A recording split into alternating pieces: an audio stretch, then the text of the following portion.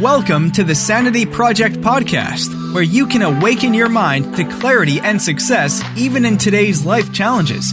We're here to provide insights and solutions that will help you live a sane, healthy, and prosperous life. Here's your host, Joanne Victoria. Hi, this is Joanne Victoria with another amazing episode of the Sanity Project podcast. If you notice in the title, it's called Sanity Project, and it's about helping you keep your sanity in all areas of your life. And our guest today is more than capable of helping you in your own personal health care. Libby Wright, Libby, Freedom Libby Wright, has been involved in healthcare and education for over 20 years. While battling advanced stage neuralgic Lyme disease and several other life-threatening illnesses, she also homeschooled her 4 children. She is co-founder of a corporate wellness company with her physician husband of 24 years. And Libby is here to talk to us today about how people who have health issues that are extremely serious and even life-threatening can come out the other side and live a full life, free from bitterness and knowing that you are in charge of your own life. So welcome to the show, Libby Wright. Thank you so much for having me, Joanne. I really appreciate being on today, and I'm excited to have a discussion on this topic. It's really my passion. Well, that's what I like. And that's what our audience likes too, is somebody who's passionate about what they do. So tell us a little bit about how you got to this place where you co-founded a corporate wellness company with your husband, that your children have experienced numerous health issues along the way, yet you have been able to help everyone in your family and beyond turn their lives around and not feel so bitter about what the trials that they are facing. Yes. Well, that's something that I could speak on for days and hours and weeks, but really briefly, basically, when I was about 30 years old at the birth of our 4th child, I got really sick, and there was no explanation. I was going from doctor to doctor, specialist to specialist. Every time I would go in, I'd get a different, our best guess is this, but we really don't know. I'd be put on another medication, which would give me another side effect. And it was just this vicious loop. My husband was a OBGYN. He was a solo practitioner in rural Louisiana, which meant he was on call night and day. And he would just come home exhausted and look at me with our 4 little children. And I was so sick, I could barely walk across the room. I had what they compared to undiagnosed and untreated cancer pain when they finally figured out the level of pain I was in. I was using my bedpost as an IV pole because I couldn't absorb nutrition anymore. And, at the ripe age of 30, we had the discussion that no one wants to ever have, that if I don't make it, this is the kind of person I'd want you to marry to raise our kids. And frankly, my husband just one day said, I can't do this anymore. I can't sit here and watch you die because that's what I'm doing. I'm going to go try to find answers. And so he really got resourceful. We had been through all the traditional channels and hadn't gotten anywhere. He found functional or integrative medicine, started looking around, started studying, and within a few weeks was like, I think I know how we can get you well. So a very abbreviated version of all this was that he basically started getting me well. I went from, barely able to walk to being able to walk in high heels within a few weeks to a few months. It was like I was coming alive again. And it was just this revelation of just a few integrative and functional medicine principles that started changing my life. And, unfortunately, as is with the case with many people with chronic illness, is another one hit me, because very often it's like an avalanche. You get one and then you get another and another. That's because your immune system is so totally compromised. Exactly. So I got out of that crisis, was able to walk and everything, and then hit another roadblock of Graves' disease, which is a thyroid condition. I actually went into thyroid storm, and it could have killed me because there was heart involvement. So then I went through that dip and really thought I was doing better. We got through that. We were able to heal my thyroid naturally without even getting it radiated or being on any medication. And we were like, okay, we think we've solved this puzzle. And it was almost kind of like a youthful naivete where you're like, well, mission accomplished. I made it through my crisis. I'm going to go on and live my life now. But the fact was, my hardest diagnosis was yet to come. But in the meantime we started recognizing that Jamie, my husband, started using some of the principles that he had used to get me well to start getting his patients well. And lo and behold, they didn't need as many medications. They didn't need that surgery that he thought they might have needed before. And we started seeing this rapid transformation within his practice to the point where he actually closed down his OBGYN practice and opened up a functional medicine practice because he felt so strongly that he knew the way to actually get people well and not just cover over or deal with the symptoms, but really get to the root cause.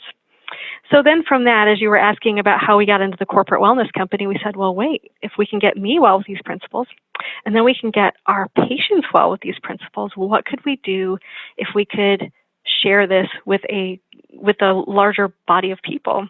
We had the unique privilege to work with a Fortune 500 company who was willing to work with us because they were passionate about these functional medicine principles as well. And we were able to help turn around a lot of lives. We had 12 different facilities throughout the nation we worked with, and just really enjoyed sharing those principles from an educational standpoint, from a nutritional standpoint, from like all the different angles that you would go to that. So it was so fulfilling and so amazing. And you say that's the past? Yes, that is the past, because I ended up being diagnosed with advanced stage neuralgic Lyme disease. Oh, congratulations. Yes. That wasn't actually the ending of the company. That was kind of in the middle of everything. But yeah, I was doing okay, but I had this weird headache that just wouldn't go away. And my husband finally, after a lot of searching, said, I think you might have Lyme disease. So we sought out a specialist, an integrative specialist, and she confirmed in a pretty short period of time that I did have advanced stage neuralgic Lyme. And she basically said to me, Libby, I've never seen numbers this low. You have no immune system left. Your husband has done a fabulous job propping it up, but the fact is, if you got a cold or a flu, I'm not sure you would make it. I know you'd be hospitalized. I'm not sure you would even survive. I was working 60-hour weeks. I was homeschooling my kids. I was jet setting all over. And she said, your body's shutting down, your immune system's shutting down. You have got to take this seriously, or you're not going to make it. So I had to stop everything and get a nanny for my kids and, offload to my wonderful employees all of my responsibilities. And she said, this is going to be a lot like cancer treatment. You're going to feel like that. So the therapies I was on, I couldn't keep anything down. I had difficulty walking. I lost the use of the left side of my body, off and on, because of all the weird neurology I had going on. It was neurologic involvement. And it was a pretty dark time for me. Well, it sounds totally overwhelming, and I'm listening to you and I'm going, how does somebody trip into this terrible path of disease after disease after disease? And yes, there's the overcoming them. That's obviously what we're talking about, how people can live a life of joy. Yes. But it's living through the disease as they keep occurring. You get to the point where one is taken care of, and then something else shows up. And then once your immune system is compromised in any manner, shape, or form, and I wish more people would just listen to this, your telling of your story, this is dangerous. It is. And, I guess what I would say is, when I was at my sickest, and I talked with my husband way back when about, if I don't make it, this is the kind of woman I would want you to marry. I remember I would lay on the couch at night and I'd have to prop my legs up. I couldn't even lay next to him or have him touch me at night because it hurt so much. Everything just hurt. And I would cry myself to sleep, and I would say, God, please just take me. This is just hurting me. It's hurting my family. It's not doing anyone any good. And I said, but if you don't take me, then use me. Use this for something positive. Use this for something good. And I really believe that was kind of the seed of what got me through all of these series of events that happened, because I always believed in my heart that if I survived, there was going to be a purpose beyond it. And it wasn't just going to be a purpose like, well, I lived, okay, great. But it was going to be a bigger purpose where I could help impact the world, because my passion is that no one ever feel as alone or confused as I felt on this journey. I was so blessed to have a wonderful husband and have a wonderful support system around me, but many, in fact, I would say most chronic condition warriors just don't have that level of understanding or support from anyone, or maybe they have one or two people. So that was where I got really passionate. And I remember when I was diagnosed, I was actually sitting in a parking lot at one of our facilities in another state, and I get on this phone call with this provider, and she says, "Look, I'm just going to be honest with you. You have to quit everything. You have to stop everything. You have to lay down, and we're just going to pray we caught it in time." And I mean, the devastating news that you hear when you have 4 little kids, you have a husband, you have a business, you have this career that you're passionate about, and it's all just going away in a moment. And I remember thinking, I saw this equation in my mind: OP equals OP. Overwhelming pain just equals more overwhelming pain. So I'm going to get over this. I've been through this multiple times now. I'm going to get over this. And then I'm just going to have another trial I have to go through. Why should I even bother? This was the first thought I had in my mind. I was just like, why should I even bother? I mean, I am just going to have to go through this again. And then it was like this little spark happened in my mind, and it was like I saw this branch off where I had an actual choice. And it was like, what if OP equals OP doesn't mean overwhelming pain equaling more overwhelming pain? What if the other side of that equation is overwhelming pain turning into overcoming power?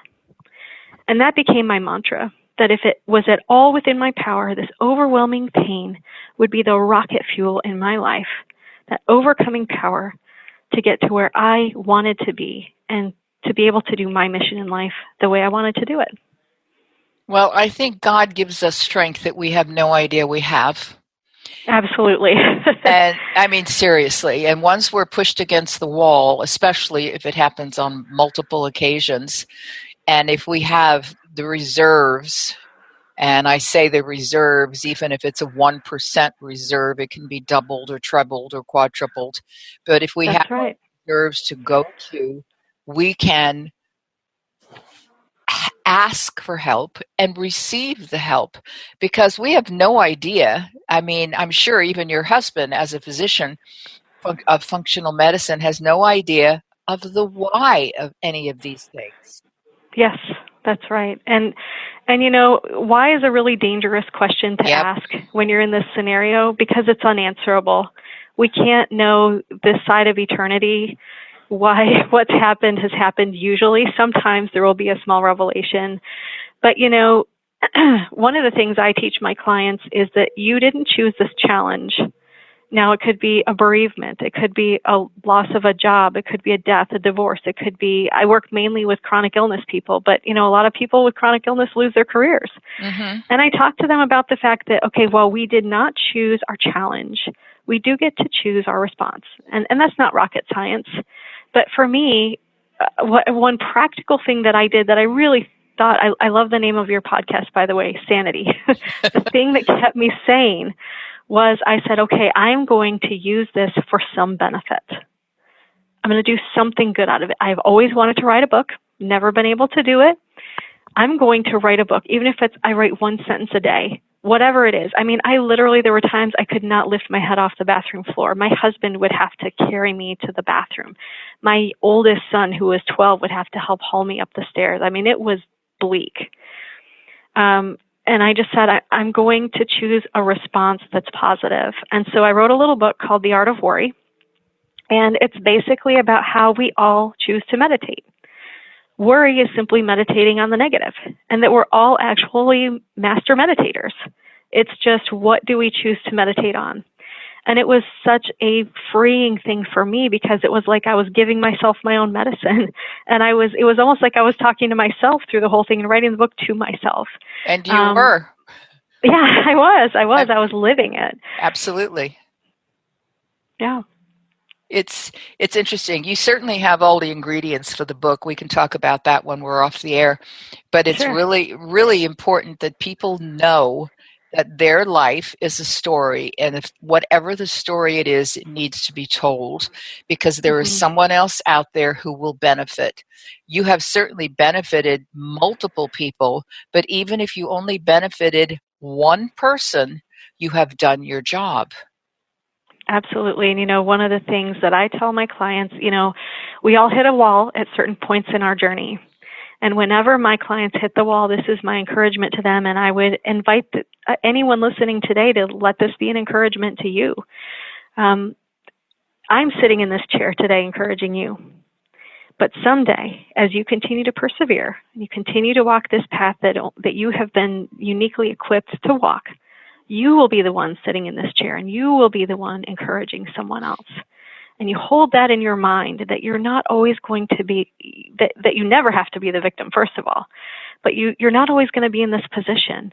You're going to be able to pass on wisdom, joy, discernment, lessons learned through all this if you choose to take that overwhelming pain to overcoming power. Well, I believe that, we are given these are responsibilities, and just because we get sick from them and debilitated from them doesn't mean that we are not responsible. So we are given this on the path that we are on, and at some point in time, either in the way past or from the universe itself somewhere, we made the choice to accept this path. We had no idea how difficult it might be. We had no idea we would be helping others, but we chose this path. It wasn't as if God said, "Oh, you can't take that one, Libby. It's going to be too hard for you." No. When you chose it, you confirmed God's faith in you. Yes. And sometimes I wondered if he had too much faith in me, to be honest. Well, I understand that. I understand that totally, but I don't think that's possible, because the more faith God has in the people that he divinely created, the more opportunity there is for others who, for example, the people who are listening to this podcast right now, who are passing it on to others. If you hadn't spoken, if you hadn't suffered, it's the Buddhist suffering is the worst thing to do. And we have to get through that suffering. But if you hadn't suffered, other people could not live. That's right.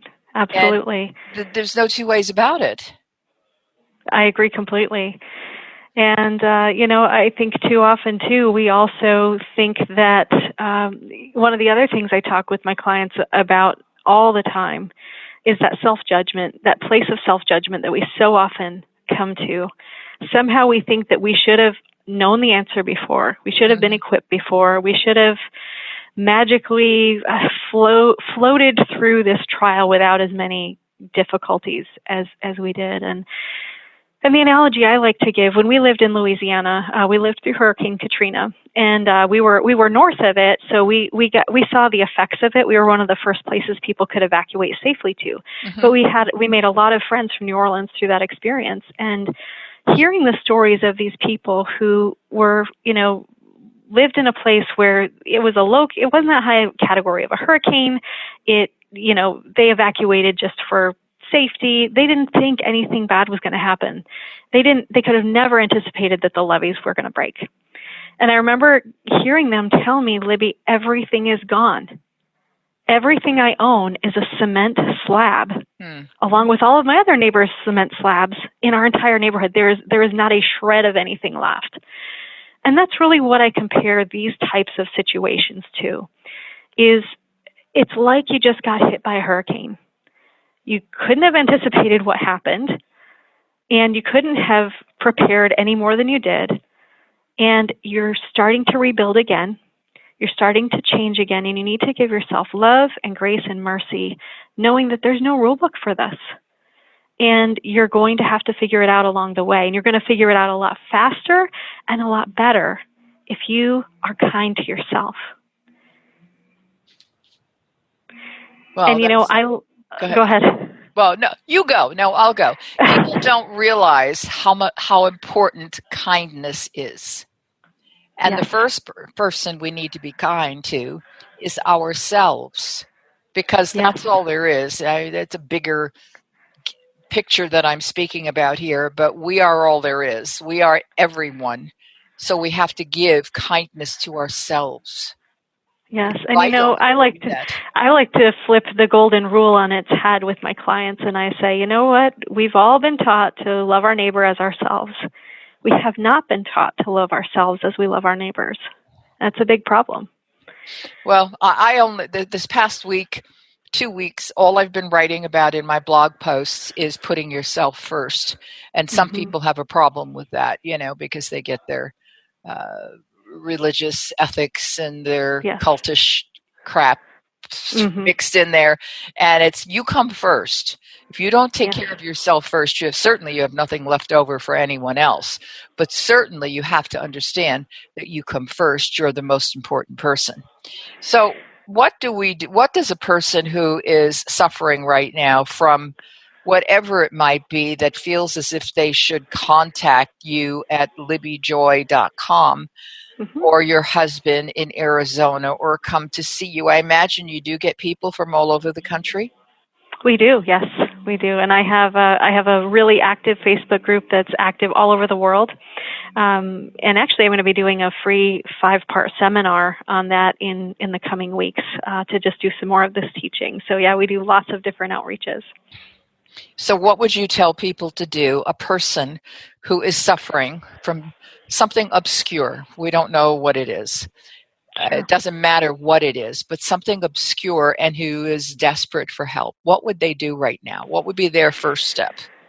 Well, let's see. Well, first of all, I would love to talk with any of them, reaching out to me either by my website or my Facebook group, which I can give to you at the end here. But of course, if I were just speaking to them, is that kind of what you're getting at? Well, whatever comes up for you that is best right now. Okay. So I guess what I would say to someone who is struggling with that is what I would say to anyone sitting across from me if we were having a coffee. I'll just have a coffee talk with you for a minute here. First of all, I believe you. We need to be validated because so often those of us with zebra conditions, these hard to describe, hard to diagnose conditions, we get told we're crazy. We get told we get shuffled aside. We get confused looks by people. We get told that we're attention seekers. And I just want to tell you, I believe you. I believe that there's something going on, whether it's physical, psychological, spiritual. I believe it all integrates together. So it's probably a little bit of everything. But there is help and there is hope. So that's the first thing I would say. The second thing I would say is that you need to be wise about who you're choosing to follow and who you're choosing to give the control of your health to. It's very easy for us, especially in our culture, to just say, well, the doctor knows best. The doctor knows best. But it's okay to question. It's okay to ask why. It's okay to be your own advocate. And that was something I had to learn the hard way, frankly.